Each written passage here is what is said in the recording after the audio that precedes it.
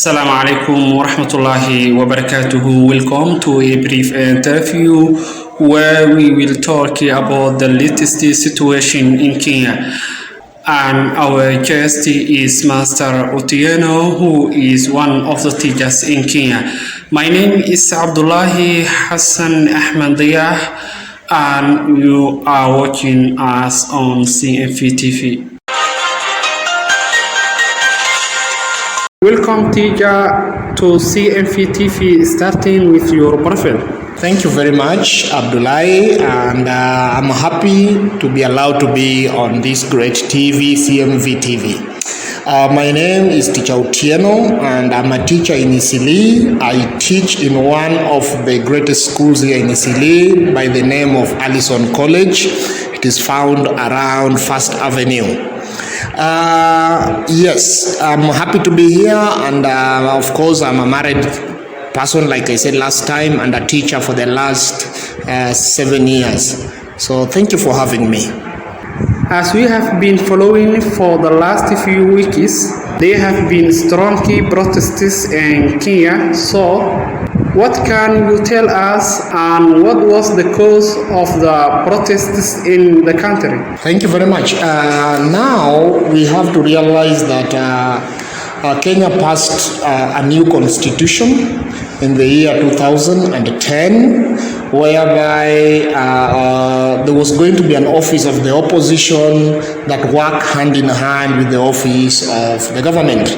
Now, following the few weeks that you have mentioned, there have been a disagreement and concern from the opposition side that has been feeling that the government has not been doing much. So they have called these concerns, or they have given this concern a name, and they call them the reducible minimum. Now, the opposition has clearly indicated that the reason why they were conducting protest is because of the views of various issues. Number one, they wanted a change in the constitution, or in the way the IBC is constituted, meaning they according to them, they were of the view that the IBC, which is the Electoral Independent Boundary and Commission, the body that is in charge of conducting election. So their view was that this body, the president had a lot of influence on who was going, or on who was going to be some of the people to manage it. And so the opposition felt like the president was going to decide only people who are of his own choosing. And this could automatically skew the elections that were supposed to be held later on. Also, the opposition claimed that the government has done nothing to lower the high cost of living that many Kenyans are experiencing at the moment.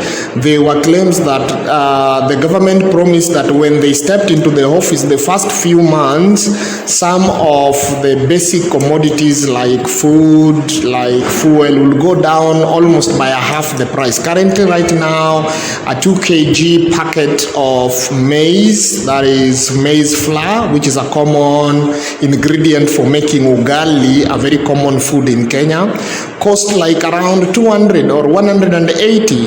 But the government that is in place right now talked about them reducing the cost to 70 shillings when they take the office. So the same has not been done, and so this has really pushed the opposition to this protest. Another reason why they're conducting this protest is for the government to allow the IBC's issues also to be seen, like the servers, to be open so that the opposition can have a view of how the elections were conducted. Remember, the opposition have said that they have a whistleblower who gave them the indication that the last general election never went to the right side, and so they refer to this government as an illegitimate government, meaning it's a government that never won squarely. Okay, and also the opposition also wants this government to be accountable, okay, and also to honor some of the pledges they made. So these are some of the issues, coupled with others, that the opposition has moved and are protesting about. They gave them the name reducible minimum. Yes. Okay. On Monday today, there was a fear of protest like the previous days, but late last night, Raila Odinga, the main opposition to the government, said that the protest was called off due to the fact that they had reached an understanding with Kenyan President Ruto. So the question is, what do you think of Raila Odinga's speech and what can come out of the conversation? Yes, that's a very good question.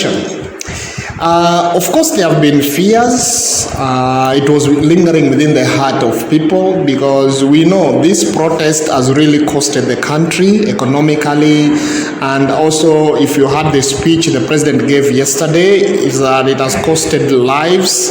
It has costed the police. 3 lives have been lost so far.